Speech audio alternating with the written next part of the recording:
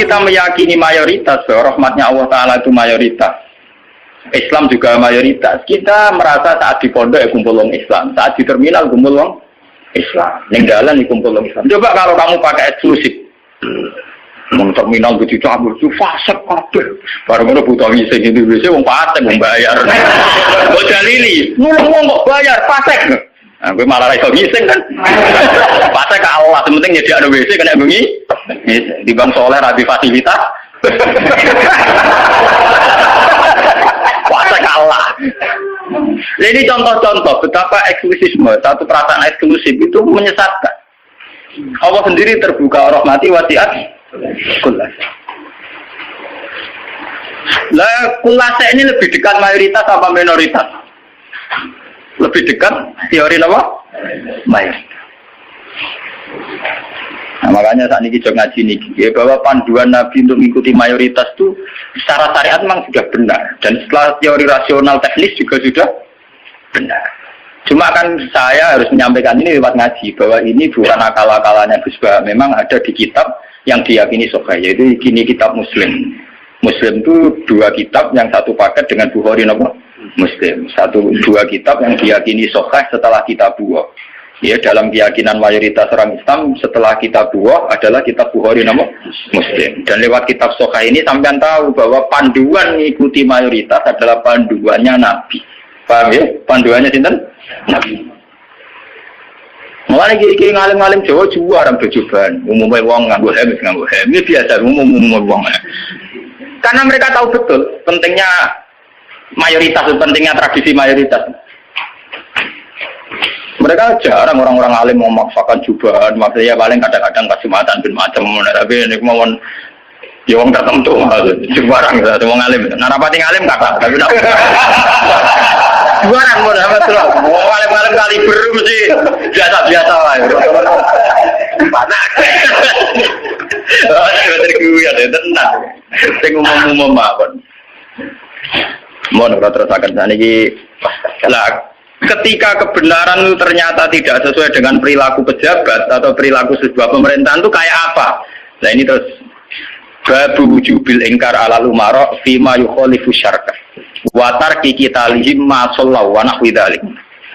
Ini panduan bagaimana ketika kebenaran itu benturan dengan pejabat-pejabat yang korup, yang salah, dengan hukum-hukum pemerintahan yang salah, itu gimana? Ini langsung kalau baca hadisnya. Bahwa saat demikian kita wajib ingkar tapi tidak harus perang. Kalau baca. Haddatsana Haddad bin Khalid, haddatsana Hammam bin Yahya, haddatsana Qatadah anil Hasan, Ad-Dubbah bin Mihsan, an Ummi Salamah, anna Rasulullah sallallahu alaihi wasallam. Satakunu umara'u fata'rifuna wa tunkirun. Faman arafa bari'a wa man ankara salima. Walakin man radiya wa taba'a. Qalu afala nuqatiluhum qala la ma sallallahu. Ini panduan saat kita sebagai orang soleh ngadepi pejabat-pejabat yang nakal. Saat aku bakal ono sapa umaro, pira-pira pemimpin, pira-pira amir, pira-pira pemimpin. Pemimpin ini bisa pejabat, bisa pemimpin kultural, pemimpin ormas, wae pemimpin umaro jamu amir. Fatarifuna mongko kenal sira kabeh tapi watung kiru nalan ingkar sira kabeh. Kowe iso kenal tapi ya ingkar karena ya mungkin perilakune sing enggak bener. Faman arafa bariya. Faman mongko te sapane wong arafa gelem kenal sapa man bariya mongko bebas sapa man. Maksudnya kenal yo terus iso milah-milah mana yang baik, mana yang buruk. Waman te sapane wong angkara iku ingkar sapa man, salima mongko selamat sapa man. Kowe ra kenal bupati atau gubernur atau pejabat sing korup sing nakal. Iku sing ingkar selamat. Lah sing ra selamat apa? Melane mati korupsi ini iku. Walakin man radiya wa ta. Walakin man radiya, tetapi ini sing ra selamat yo rido cocok wa ta ya anut wah cocok bintan ta. Mergo untuk bagi bagian. Satu rumah nonton biasa wae.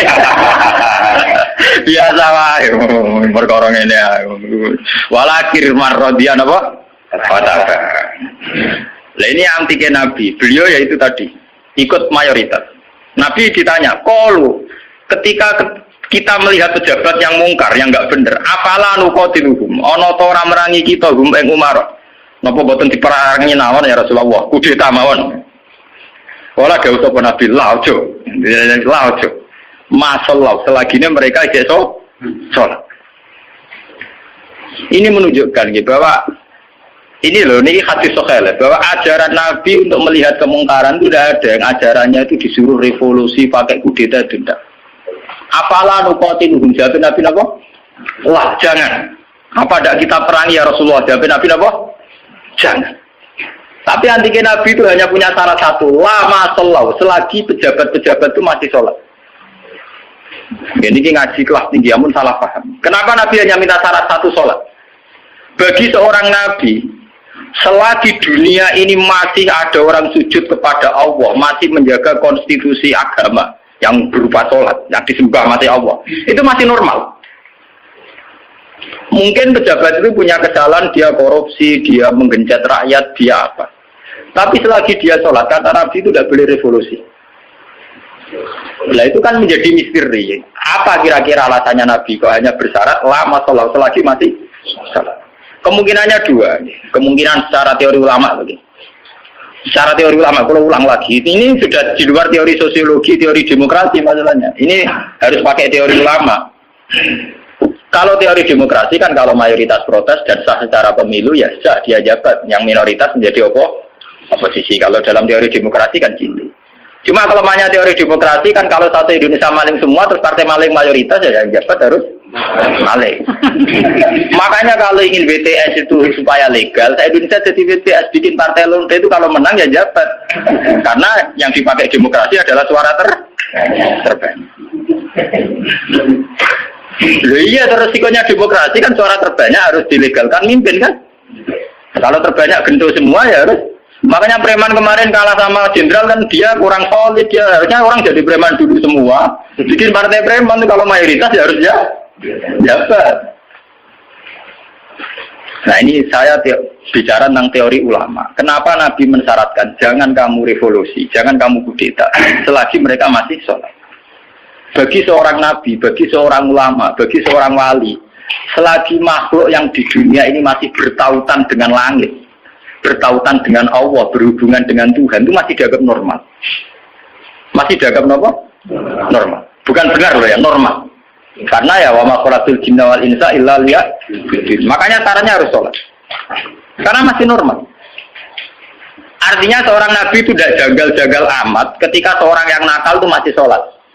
Seorang yang zina masih sholat. Karena masih sholat itu artinya masih ngaku eksistensi Tuhan. Artinya dia masih ngaku eksistensi apa? Tuhan. Karena sudah fase tidak sholat itu sudah tidak ngaku eksistensi Tuhan. Dia bisa kecelok komunis atau ateis atau apa saja. Lebih parah lagi. Itu kenapa sirinya, kenapa dosa syirik begitu tidak diampuni, dianggap dosa terbesar karena memungkiri eksistensi apa? Tuhan. Selagi orang masih sholat itu ngaku eksistensi Tuhan. Ya, teman saya ingin pikir. Nah, tapi korupsi kan menyengsarakan rakyat. Korupsi itu menyengsarakan rakyat dalam konteks rakyat yang nggak punya ketahanan. Karena misalnya APBD dikorupsi bupati sehingga tidak ada pembangunan Bantul atau Sleman atau negara mana saja. Paling banter sarana umum yang terbengkalai. Tapi masyarakat yang punya ketahanan hidup secara baik, dia punya pertanian yang baik, punya perdagangan yang baik. Itu pejabat korupsi hanya dia dosa saja dengan Tuhan karena rakyatnya punya ketahanan sendiri. Makanya Nabi berpesan semua kesalahan itu dimulai dari masyarakat tidak punya ketahanan. Alaikum anfusakum la yadurrukum man dhalla idza ihtadaytum. Kalau kita sudah miskin, pejabatnya korup, kita tambah miskin karena kita kayanya menggantung kebijakan negara, misalnya lewat BLT, lewat sarana umum, lewat pekerjaan massal. Tapi kalau kita sudah kaya, pejabat korupsi itu hanya salahnya dia dengan negara, tidak punya akibat ke kita karena kita sudah kuat. Jadi ya pejabat korupsi itu salah, sama dengan salah. Tapi jangan katakan bahwa korupsi sumber segala bencana, enggak. Sumber segala bencana adalah saat individu cara hidup tidak sehat, cara berekonomi tidak sehat. Ingat itu dalam aturan Islam kullukum ra'in, bahwa kalian pemimpin pada diri sendiri. Saat diri sendiri kita tidak kuat dengan kesalahan orang lain kita rentan. Bahkan saat tanpa dimiskinkan, kita sudah miskin. Kata siapa kalau pemiskinan negara ini karena salahnya Orde Baru? Madun rawat ana sing miskin, miskin dhewe. Rugen rawat ana sing miskin, miskin. Idam Samawi rawat dolim ning rugen wis kere. Berarti kekirian ini bukan kesalahan kebijakan pemerintah. Kesalahan SDM kita kan. Memang pemerintah ikut memperparah pejabat, tapi jangan katakan begitu. Sekali-kali nyalakan awam dhewe. Kita ini tanpa dimiskinkan orang sudah miskin. Tanpa didolimi orang sudah terdolimi oleh perilaku kita sendiri, oleh pilihan hidup kita sendiri. Yang orang salah sing melarat kok melarat. Nanti dari kata kula, wah aku bar mergawe modal tak mungkin bangkrut, kowe bangkrut bar modal, aku sedurunge bangkrut. Kira iku bawaan. Wah, kira lateng. Nih, artinya kira-kira kita ini adikan pejabatnya wis hasil iku yo tetep kere. Jadi Bupati Bantul, Cek Sleman, Cek Diae, ora korupsi lah, sing kere tetep kere. Bukan repot, tapi nyala kok sompo. Tugale sistem pendidikan nasional dirubah nganti ngeluh mendiknas ya. Udah tarik SDM rendah atau sinau tetep bento. Sebelum ada paket-paket UNAS ya wis do bento. Bentone ora salah pemerintah, ora gelem belajar. Apa susah itu rasa sekolah belajar di moto-moto buku tak apa. Jadi kita ini kan bodoh sedurunge dibodhokno, melarat sedurunge dimelarat. Makanya Nabi itu tidak begitu fanatik dengan aturan-aturan sosial. Nabi sebagai Nabi hanya punya pesan lama sholat, selagi masih sholat. Selagi di alam raya ini masih ada orang yang mentautkan, yang mengkaitkan hubungan hidup di dunia ini dengan Allah, dengan Tuhan itu masih normal. Oleh Nabi dianggap masih normal. Jika Nabi kalau nyurati raja-raja ya kamu masuk Islam. Setelah Islam kamu selamat. Itu Nabi tidak ada syarat bahwa kamu harus menjadi rakyat saya, pengikut saya itu enggak. Karena ya seorang Nabi itu hanya butuh supaya dia manusia di alam raya ini punya tautan, punya hubungan dengan hukum Tuhan. Makanya Nabi ngendikan lama sholat, selagi masih sholat. Itu kemungkinan pertama. Kemungkinan kedua, Nabi masih berharap dengan sholat itu, kalaupun dia nakal, tidak nakal-nakal amat. Tidak mungkin seorang yang sholat istiqomah, kemudian nakalnya nakal-nakal amat. Karena tidak mungkin dengan kekuatan sholat itu kemudian menjadikan perzinaan menjadi kebutuhan. Menjadikan minum menjadi kebutuhan. Paling aksiden. Kelebihannya orang sholat, kalaupun dia zina itu aksiden. Gak kuat ngempet, kecelakaan. Apa nyabu, gak kuat ngempet, kecelakaan. Dia tidak akan menjadikan kecelakaan atau kesalahan kayak zina minum sebagai kebutuhan. Itu beda dengan orang yang tidak beragama. Bisa menjadikan fisik kebutuhan, minum kebutuhan, nyabu kebutuhan. Kelebihannya agama adalah sebuah kesalahan itu hanya aksiden, kecelakaan, kepleset. Mulanya dalam bahasa tasawuf darani kepleset. Dia berkomitmen anti zina cuma karena sebagai manusia tahu kepleset zina. Dia anti narkoba, kepleset narkoba. Dia tetap anti kemungkaran sebagai manusia kepleset di kemungkaran. Itu beda dengan saat kita ateis atau komunis. Kita dari awal tidak percaya surga neraka, tidak percaya Tuhan, tidak percaya sanksi. Maka semua kesalahan ini ada salah, ada benar. Nah, itu tidak normal. Cara Nabi kalau kondisi sudah gitu itu sangat tidak normal. Paham ya? Makanya harus dibedakan kesalahan yang menjadi kebutuhan dengan kesalahan menjadi aksiden, hanya kecelakaan.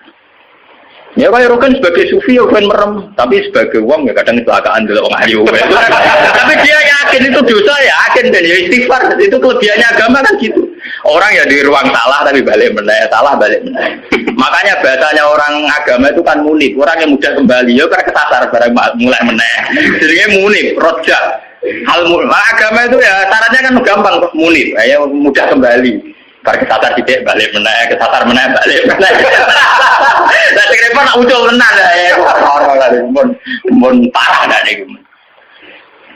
Makanya Nabi hanya punya syarat sholat.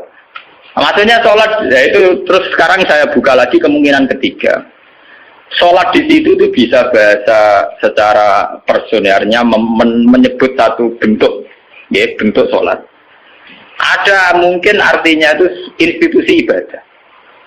Apa institusi apa? Ibadah. Selagi mereka masih membolehkan orang sholat atau selagi institusi agama itu masih boleh jalan. Karena kita hidup di negara macam-macam. Kalau di Indonesia, presiden tidak sholat itu jelek. Coba kalau sampean warga Singapura, atau sampean ditegir menjadi warga Thailand. Tentu kita sebagai muslim dipatani di Thailand hanya bersyarat yang penting pemerintahan tidak memberangus masjid. Yang penting pemerintahan tidak mengganggu aktivitas masjid. Makanya masalah artinya selagi tidak menghalangi institusi agama yang bernama sholat. Biasa saja pejabatnya itu tidak sholat. Kayak kita misalnya ditegur dari warga Thailand atau kita warga Singapura. Mungkin PM-PM-nya tidak sholat, pejabatnya tidak sholat. Tapi masalah bagi kita saat tidak sholat melarang orang sholat. Dan tidak menjadi masalah kita saat mereka tidak sholat, tapi tidak melarang institusi sholat. Paham ya? Artinya selagi masih tidak menghalang-halangi institusi agama yang bernama sholat, itu kita tidak usah revolusi. Kecuali kalau sudah menghalang-halangi sholat. Makanya di Quran diterangkan,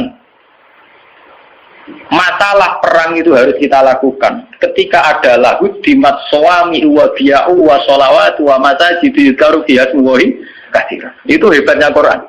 Jadi dari awal Quran itu ingin sekali gak ada perang, kecuali kalau simbol-simbol agama dihalang-halangi, dihanguskan.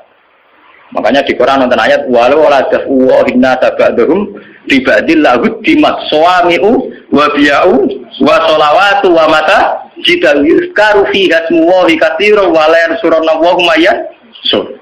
Oke, ada perang kalau simbol-simbol agama, institusi agama sudah dilanggar. Yaitu misalnya masjid tidak boleh berdiri, orang tidak boleh Nah kita sebagai ulama, sebagai seorang muslim, perhitungan kita sederhana. Selagi bangsa Indonesia atau pejabat Indonesia tidak menghalang-halangi institusi yang bernama sholat, ibadah, kita harus mengakui itu pemerintahan yang sah. Karena kita sebagai orang yang beragama, hitung-hitungan kita sholat saja. Orang untuk duit, orang pokoknya kalau itu. Hitung-hitungan. Ya, aku nak umat ulama itu ya, umat ulama yang ini gitu. Nah umat gendone ya ngitung duit. Ya karena umat-umat. Mari dosanya kan mau eksiden, cuma kecelakaan. Orang laten, orang dosa apa? Kan rum komunis kan kita ada komunis orang. Makanya lama sholat itu bisa saja artinya yang penting institusi sholat itu tidak terganggu. Makanya banyak dulu ulama-ulama dulu yang hidup di Tashkent, di Azerbaijan. Dulu Imam Bukhari itu orang mana? Sampai kira orang Bukhari itu orang Mekah atau Madinah? Tidak, dia orang Azerbaijan. Sekarang ikut Tashkent. Makanya kalau kitab-kitab dulu namanya As-Samarqandi. Samarqandi itu Tashkent. Sekarang kalau tidak ikut Ukraina atau Azerbaijan, mereka kawasan sana di Bukhara. Itu dulu ya biasa saja mereka punya raja yang tidak Islam atau apa. Biasanya taruhannya raja itu baik, tidak menghalangi orang sholat. Makanya dulu Nabi ketika di Mekah ya biasa hijrah ke Habasah ke Ethiopia. Saat itu rajanya tidak Islam. Nabi mengira diperlakukan secara baik. Artinya saat Nabi beragama tidak dilarang. Ternyata di Ethiopia, di Habasah saat Nabi beragama dilarang. Artinya ukurannya itu tidak harus Islam. Tapi yang penting saat kita beragama tidak dihalang-halangi. Paham ya? Dalam tarikh kita kan begitu loh. Makanya Nabi perhitungannya satu. Dalam kekecewaan kita terhadap pejabat, terhadap pemerintah, yang penting jangan ada kudeta, jangan ada revolusi yang berdarah-darah. Lama sholat, selagi masih ada sholat. Makanya kemungkinannya itu kalau dalam konteks Indonesia pejabatnya sholat, kalau dalam konteks non-Islam, yang penting pemerintahnya tidak menghalang-halangi orang sholat. Misalnya kayak di Amerika, di Eropa itu kan masih banyak yang baik, itu masjid tetap boleh berdiri, aktivitas Islam boleh. Itu masih normal ya. Dalam pandangan Nabi begitu itu masih apa? Normal. Nah, lewat ngaji ini biar jenengan tahu betul bahwa sebetulnya kita sudah punya panduan politik. Ya panduan politik, panduan sosial itu kita sudah punya dari Nabi. Ya masalahnya roh tahu orang tetap dan roh kita tahu orang lain tak ulang, tak ulang.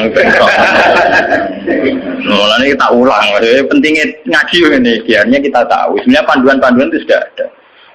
Nah, bodoh murung dibodohno wis bodoh lha iku malah perkara. Marat dene tim larat wis napa? Belum larat ngenteni tim laratno wong. Jadi keren. Mau aku buang perut mari dheweku dibodohi wong keren. Tawangane marate ngenteni dibodohi. Wah, mesti sampe ora tau ana sing bodohi wis malah lu parah. Ora tau dibodohi, ora tau bisnis kok larat. Subhanallah.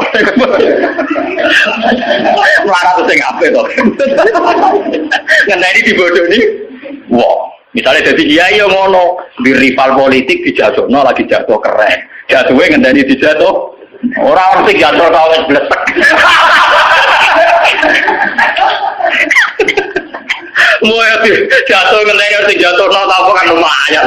Tawangane ana sing dikabing hitam.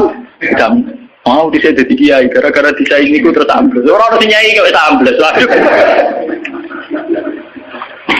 Mana jatuh sing terhormat, melarat terus sing sopan tidak urip. Jadi walakin marrodia wata. Kalau pada mater sopo sahabat apalah nukotilu, mono ora merangi kita ing Umar. Jabe Nabi kolala, gak usah revolusi, gak usah perang mah. Sallallahu alaihi wasallam. Al-Fatihah.